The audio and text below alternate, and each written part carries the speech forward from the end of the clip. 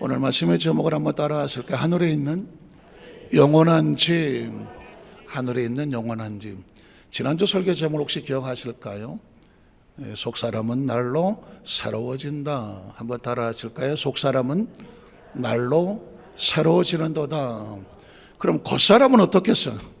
겉사람은 날로 후피해 가지만 속사람은 날로 새로워진다. 자, 그러면 아까도 말했습니다. 집은 하늘에 있는 집이 있고 땅에 있는 집이 있다 말했습니다. 그러면 하늘에 있는 집은 하나님의 나라라고 일반적으로 생각을 하겠죠.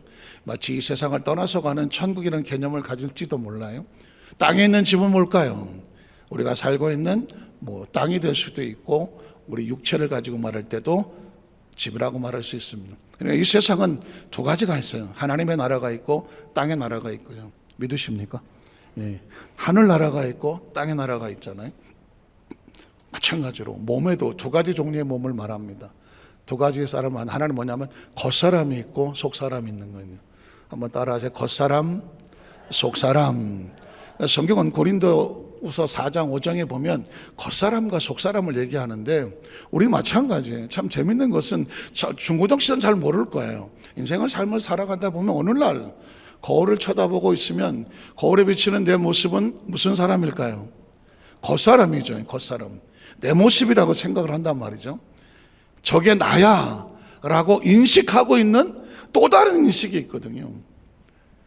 거울에 비치는 내 모습인데 그 모습을 향하여 내가 이렇게 생겼구나 라고 인식하는 또 다른 나가 있단 말이죠. 이해가 되시겠어요?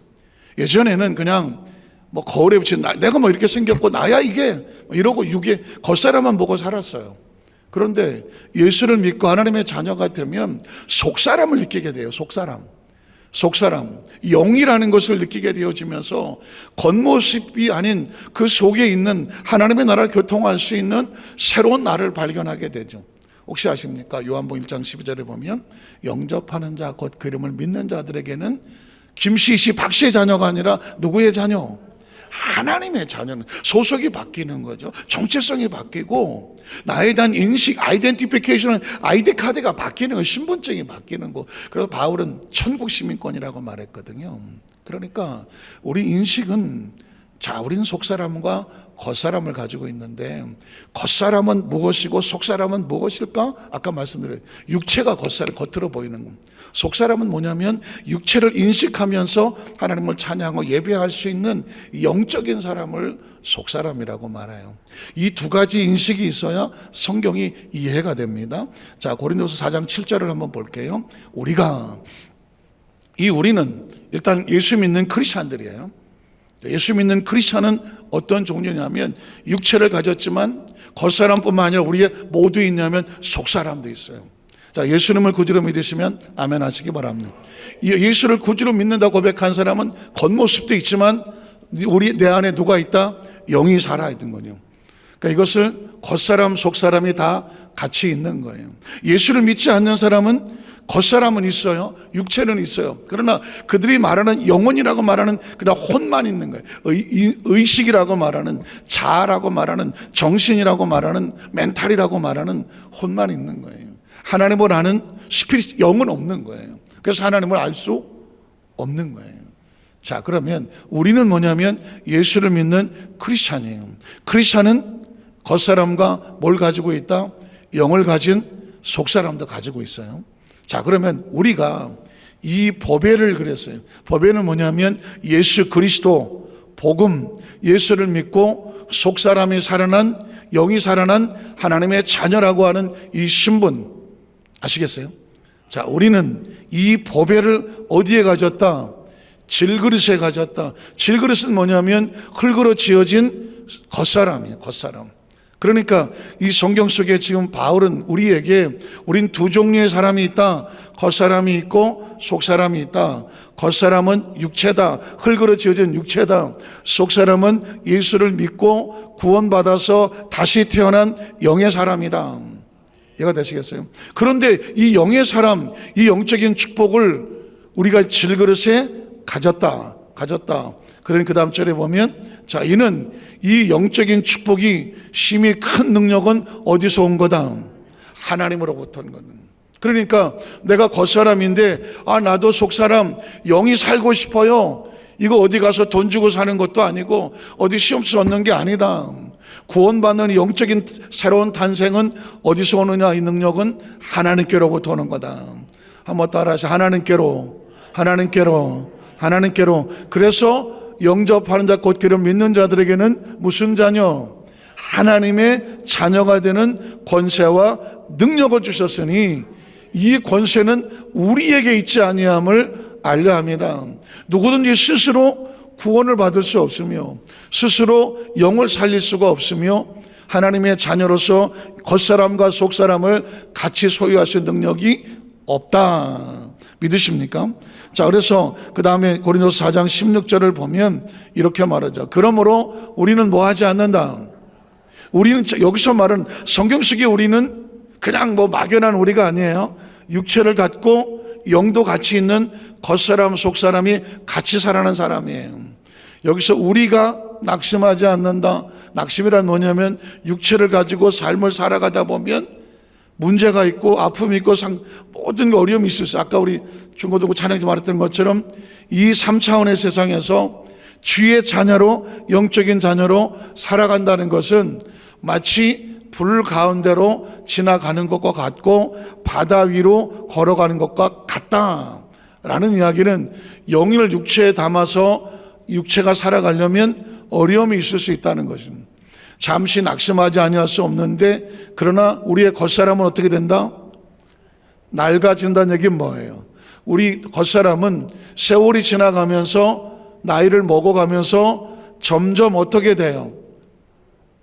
노화가 되죠. 노화가 가고 점점 나이를 먹으면서 외형이 바뀌어져 가죠. 그래서 아까 우리 중고등학생들 보면서 어떤 생각을 했냐면 인형 같아. 나는 인형 같다는 소리 들어봤다. 없어? 여학생도 없어? 제가 얘기해 줄게요. 우리 성도를 대표해서 우리 중고등학생들은 인형 같아요. 아니 이게 서 있는데 찬양하는 모습이 어쩌면 인형 같은지 너무 귀엽고 너무 예쁘고 너무 사랑스럽고 너무 보기가 좋은 거예요. 여러분들은 어떠셨어요? 이쁘죠? 우리 장로님도 너무 이쁘다 그래요. 그러면서 아마 이런 생각했을 거예요. 아유, 나도 중고등부 시절에 이뻤는데. 그런데 어쩔 수 없어요. 세월 앞에서 뭐가 없다? 장사가 없다라고. 우리 다 저렇게 이뻤다고요. 다 이렇게 청춘의 이 학생들의 그 이미지가 있었다고요. 그런데 세월이 지나다가 보니까 난 하나도 안 늙은 것 같아. 거울을 볼 때마다 누가 나타나? 친정엄마가 나타나거나 친정아버지가 나타나거나 나는 우리 아버지가 자꾸 거울에 나타나갖고 그런 생각을 하게 되는 것은 어쩔 수 없어요. 겉사람은 세월이 지나서 점점 낡아진다. 그러나 우리의 속사람은 날로 어떻게 된다? 새로워진다는 거예요. 새로워진다는 얘기 뭐냐면 점점 성숙하고 성화되고 철이 들고 하나님께 더 가까이 나갈 수 있는 하나님과의 관계가 회복이 되어지는. 아마 그 찬양도 마지막에 그랬을 거요. 주의 자녀로 살아간다는 것은 나중에 주님께로 더 가까이 더 나아가는 거. 전 사실상 지금이 너무너무 행복한 거예요. 지금이 너무너무 행복한 건 딴 게 행복한 게 아니라 영적으로 가장 자유하고 영적으로 가장 충만하고 영적으로 하나님과 더 가깝고 영적으로 더 예민하고 말씀을 펼치면 그냥 하나님의 마음과 하나님의 은혜가 지금도 아까 올라오기 전에 또 새로운 인사이트를 얻었어. 이야, 그게 막 올라오기 전에 제 책상에는 이런 이면지가 많거든요. 그냥 받아서 막 적고 하거든요. 그게 뭐냐고 묻지 마고 설교할 거예요. 근데 너무 신기한 걸 발견을 했어. 성경 속에서 이게 하나님이구나 막 그거를 탁 꽉 채워서 넣고 나니까 여기 막 이따만한 뿌듯함이 생기더라고. 그러니까 여러분 속사람은 나이가 먹으니까 점점 이렇게 될지 모르지. 겉사람은 그렇지만 속사람은 다 하나님과 깊어져. 더 깊어지고 더 많이 알고, 성경을 펼치면 하나님의 은혜와 은총이 막 강물처럼 넘쳐나. 예전에는 그냥 뭘 어떻게 이 책 저 책을 보면서 그걸 어떻게 그냥 뭘 하려고 애를 썼는데, 이건 뭐 차고 넘쳐나. 찬양도 잘 불렀어. 넘쳐나네, 넘쳐나네. 주를 향한 나의 열망이 주께 더 가까이 원하네. 은혜가 되더라고. 경하세요. 그래서 크리스천은 세상적인 나이, 시간 지나가는 것 때문에 절대로 절망하지 않는다. 왜? 우리의 겉사람은 세월에 따라서, 어떤 유행가 가사도 있죠. 늙어가는 것이 아니라 익어가는 거다. 과일이 잘 익어야 먹을 수 있지, 과일이 서르면, 잘 익지 않으면 막 뜰고 시고 막 맛이 없잖아요. 그런데 과일이 잘 익으면 과일이 맛이잖아요. 사람도 잘 익어야 되잖아요. 나이를 먹었을 때 그 나이값을 한다고 그 나이가 먹었을 때 원숙함, 넉넉함, 부드러움, 포용, 주의 자녀로 살아가는 것은 내가 그들을 용납하는 거라고 하더라고. 용납해 주는 거라고. 보통 자기하고 안 맞으면 짜증내고 승질내고 비판하고 평가하고, 저거밖에 안 돼? 손가락질하기 쉽잖아요. 그런데 우리 친구들이 찬양의 가사를 보니까 주의 자녀로 살아간다는 것은 그 사람을 있는 그대로 용납하는 것, 받아주는 것, 이해해 주는 것, 안아주는 것, 품어주는 것. 나이를 먹을수록 여러분 더 깊어져요. 벼는 익을수록 고개를 숙인다. 벼가 고개를 숙이는 이유는 그 안에 나달이 잘 익어가기 때문이다. 익은 게 없는 것은 나이를 먹어도 빳빳해갖고 껍데기가, 이 안에 알맹이가 하나도 없다. 벼는 익을수록 고개를 숙인다. 신앙은 깊을수록 고개를 숙인다.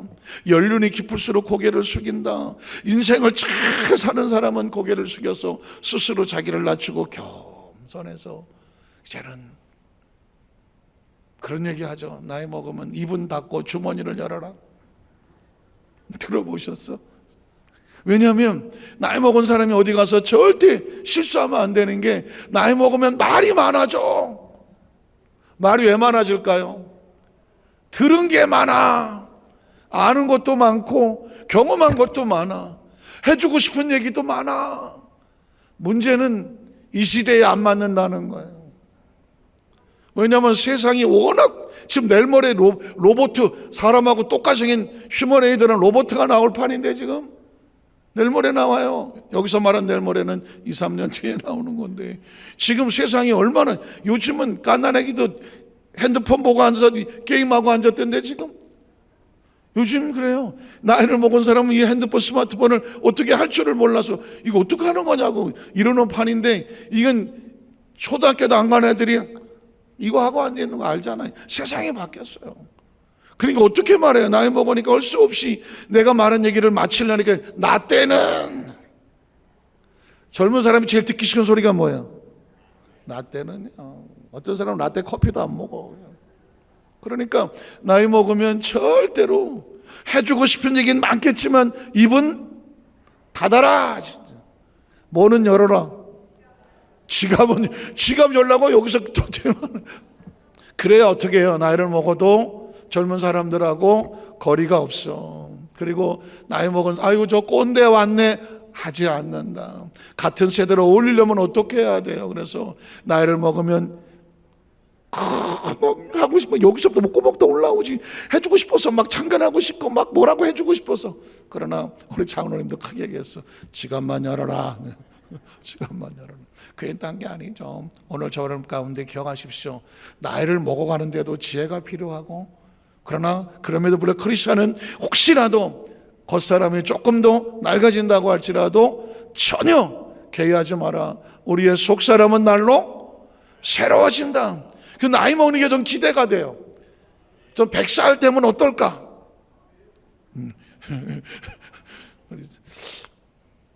우리 남성 계좌는 오래 사실 것 같은 생각이 확 드네. 몇 살에 여기까지? 혹시 그런 생각 안 드세요? 모세가 나이가 120인데 눈이 흐리지 않고 기력이 새하지 않았다? 120 되면 어떨까요? 혹시 그 120의 경지에서 내려다보는 이 세상과 하나님과 깊은 교제, 뭐 이런 거에 대한 혹시 기대감 없으세요? 아멘 안 하신대. 전 그런 기대감이 있어요. 예전에는 나이를 먹으면 어떻게 될까? 70이 되고 80이 되고 90이 되고 하면 어떻게 될까? 왜냐하면 이 나이의 때에 따라서 세상이라든가 바라보는 관점이 달라지더만.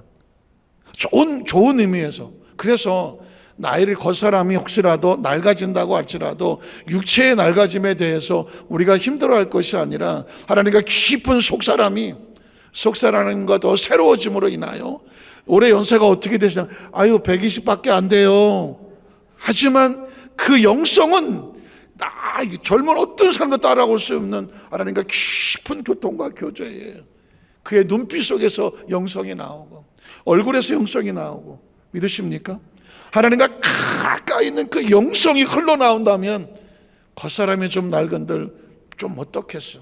경하세요. 혹시 우리 중고등부 학생들이 있으니까 이 영성이라고 하는 속사람과 겉사람은 원래 분리된 사람이 아니라 하나님 우리를 만드실 때는 하나님이 이 우리 육체 가운데 영성이 같이 있도록 만들었어요. 잘 아는 거겠지만 제가 리마인드를 하면 창세기 1장 1절을 보세요. 태초 하나님이 천지를 창조하셨다. 태초는 시간의 처음이에요. 그리고 하늘과 땅, 천지는 공간의 처음이에요. 육체를 가진 3차원적인 존재는 시간과 공간 안에만 존재해요. 이 땅에 태어났을 때 우리 육체를 가지고 왔기 때문에 몇 살이냐, 몸무게가 얼마나 되냐, 키가 몇 센치냐, 공간과 시간을 말하는 거예요.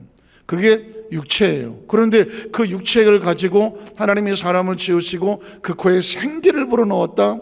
그 생기는 하나님의 영이에요. 그러니까 이 성경은 우리에게 너 보이는 겉사람만 너 아니야. 육체는 말이야 그릇과 같고 장막과 같아.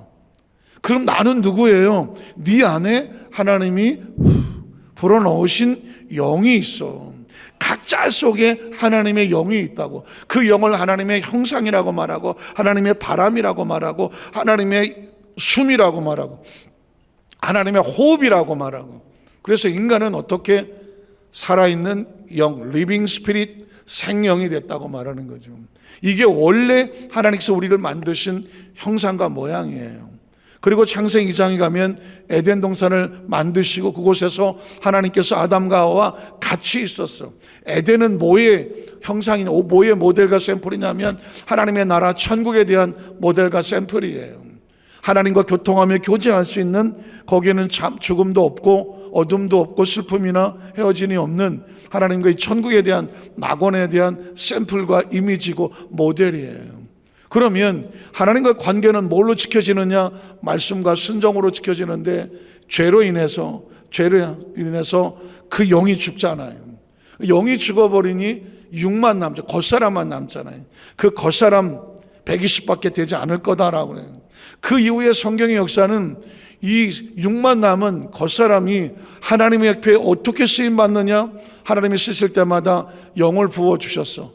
성령을 부어주셔서 그게 바로 요셉이 하나님의 영으로, 다윗이 하나님의 영으로, 여호수아가 하나님의 영으로, 구약시대 하나님의 사람들은 하나님의 영이 들어와서 이 겉사람은 그냥 장막과 같고 옷과 같아, 집과 같아. 하나님의 영이 들어왔을 때 비로소 하나님이 사용하셨다고. 인간은 언제 하나님과 온전해지느냐? 이 겉사람 속에 뭐가 들어와야 돼요? 하나님의 영. 한번 따라서 하나님의 영, 하나님의 영, 하나님의 영. 하나님의 영이 들어왔을 때 우리 영이 눈을 떠서 하나님을 인식하게 되고 말씀을 듣게 되고 하나님을 찬양하게 되고. 우리 중고등부 학생들이 교복을 이쁘게 입고 또 저는 같이 똑같이 쳤는데 교복을 입었기 때문에 보면 학생이잖아요. 학생이고 뭐 교복마다 학교가 다 다르니까 어디 학교 학생이라고 그런 신분증이 보이겠죠. 그러나 저들이 하나님을 찬양하잖아요. 겉사람의 모습은 학생이지만 저들의 영은, 속사람은 하나님을 찬양하고 있는 하나님의 자녀들이잖아요. 그러니까 예수를 믿는다고 하는 것은 교회 다니는 성도가 아니라 겉모습은 다 똑같아. 전철 타면 다 똑같지. 길거리 나가면 다 똑같다고 겉사람은. 그러나 그 속에 속사람이 달라. 우리 하나님의 영이 있으면 하나님의 자녀되는 권세가 있는 거잖아요. 그래서 여러분 구약 성경에서도 요엘서 2장에 보면 28절 이하에 보니까 내가 말세에 남종과 여종에게 만민에게 내 영을 부어주겠다고 하는 거죠. 예수를 믿고 난 다음에 철저하게 우리 마음에 소원해야 되는 것은 내 안에 성령님이 계셔야 돼요. 말세에 부어준 내 영을 부어주겠다는 아담과 하와가 그 선악과를 따먹고 잃어버렸던 영, 그 영을 이제 하나님의 성령이 우리 속에 들어오셔야 되는데 그 약속이 뭐냐면 예수 그리스도거든. 예수님이 땅에 오셔서 자기 백성들에게 그를 믿는 자마다 멸망하지 아니하고 영생을 얻게 하려 하심이라. 영원히 살려면 속사람이 영원히 살아야 되는데 그 속사람은 우리 안에 누가 들어와야 된다? 성령님이 들어와셔야 하는 거예요. 예수님께서 승천하시면서 제자들에게 다른 거 얘기하지 않았습니다. 예루살렘을 떠나지 말고 내게서 들은 바버리 약속한 것 성령님 받기를 기다려라. 요한은 물로 세를 베풀었으나 몇 날이 못돼요. 무엇으로? 성령으로 세례를 받을 거다. 그래서 성령 세례를 받아야 우리 안에 성령님이 계시거든. 한번 따라하자. 성령님 인정합니다. 환영합니다. 모셔드립니다. 바람같이 불같이 생수같이 역사하여 주시옵소서. 우리 순복음교회 성도들은요 밥만 먹으면 이 성령 인정합니다 환영합니다 이거 하잖아요. 제가 지난번에 양산에 가서 목사님들 60-70명 놓고 부흥회를 7번을 설교를 하고 왔잖아요. 그때 그분들이 간증하는 걸 들어봤어. 목사님들이에요. 장로교 목사님들인데 목사님 성령님을 인격적으로 만난다는 게 이렇게 중요한 줄 몰랐어요. 이거 양산 사투리예요. 약간 좀 오리지널이 보시면 좀 틀리더라도 이해 부탁할게요. 그러면서 장로교 목사님이고 고시청 목사님들이니까 늘 말씀 중심으로 기도하고 살아가면서도 성령에 대한 인식이 없었어. 그래서 예수의 정신과 예수의 말씀으로 나는 예수의 이름으로 틀린 거 아니에요. 그렇게 평생 신앙생활하면서 말씀 증거하고 살아왔어. 그래서 순복회 목사님이 와갖고 시작하자마자 성령님을 인정하십니까? 환영하십니까? 모셔드립니까? 하니까 이분들이 뭐지? 우리 같이 고백합니다. 성령님 인정합니다. 환영합니다. 모심 다 따라하더라고. 그런데 깜짝 놀란 거 어느 목사님은 이렇게 말해요. 목사님이 시키는 대로 따라했더니 처음 따라하는 거예요. 성령님 인정합니다. 환영합니다. 모심 그 안에 불이 붙더래. 그러니까 처음 그거를 설레는 마음으로 신기한 마음으로 간절한 마음으로 성령님 인정합니다. 환영합니다. 모셔드립니다 하는데 그냥 기도하려니 확 불이 들어오더래. 목사님 그 성령님을 인정하고 그 기도한다는 게 이런 건지 몰랐어요. 그런 분도 있고 목사님 나 이제 말씀의 주제를 바꿔요. 이제 성령님을 간절히 구해서 그 능력이 임재하기를 원하고 내 안에 늘 성령님 목사님 설교하실 때 보니까 늘 성령님 하신다고 하는 이제 우리도 그렇게 할 거예요. 아시겠어요? 물론 하나님의 말씀이에요. 예수님 우리의 구원자예요. 근데 그분이 승천하시면서 제자들에게 목숨을 걸고 피투성이를 배반하고 부인하고 넘어졌던 그 제자들을 놓고 목숨을 터져라고 하신 얘기가 뭐예요? 예루살렘 떠나지 말고 너 성령 받기 전에 떠나지 마. 오직 성령이 너에게 임하시면 너희가 비로소 권능을 받는 거야. 그리고 딴 거 하지 마. 딴 거까지 다니며 복음의 증거자가 되라. 그러면 내가 너희 속에서 세상 끝날까지 너희와 항상 함께 있을 거라는 거죠. 그 성령의 임재 속에서 베드로가 예수를 몰랐겠어요? 성령을 받고 나니까 나가서 너희가 십자가에 못 박혀 죽인 저 예수를 하나님이 살리셨더라. 그리고 그를 주와 그리스도로 삼으셨더라. 초대교회 사람들이 그러면 형제 우리가 어떻게 할 거 했더니 너희가 회개하고 예수를 구주로 믿고 침례를 받으면 성령을 선물로 주신다는 겁니다. 그래서 이 땅에 이 교회 시대 크리스찬들이 우리 중고등학생도 마찬가지예요.